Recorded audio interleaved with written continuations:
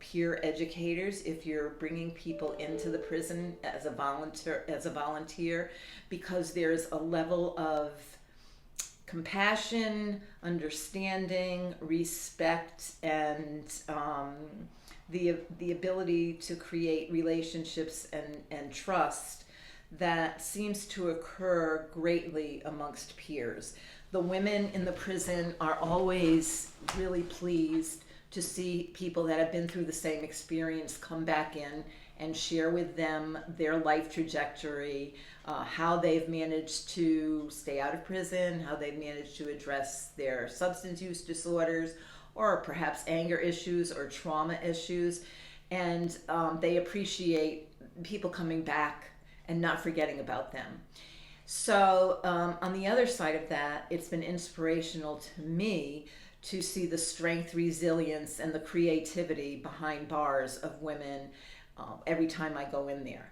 It hasn't been easy. I would say that there were times that I was met with resistance due to my past. It depended on the politics in the state, the directors, the wardens of each individual prison.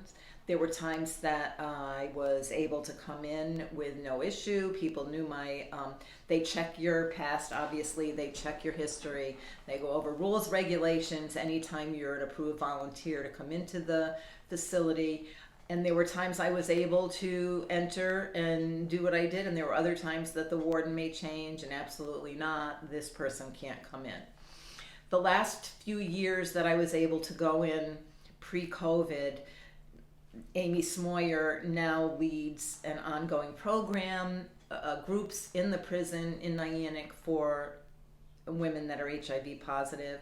It's been an amazing experience. I know many of the women that have been in that programming, and every World AIDS Day in December, Amy has put together a huge event that is also navigated by the women in the support group that it seeks to educate all the women in the prison around HIV, Hep C, let them ask questions about medications, about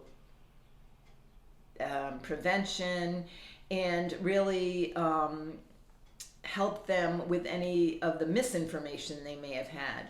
The fact that I've been able to take part in the World AIDS Day activity there for many years has really been of so much significance for me in terms of my own growth as a human being, and also has allowed me to see some of the changes that have taken place in the prison system for the good.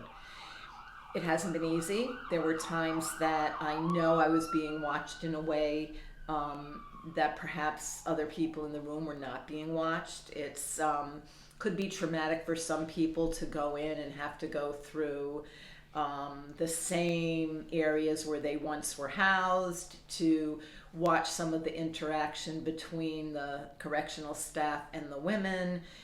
I was not allowed to hug or to really spend too much time too closely to any of the women that are incarcerated there.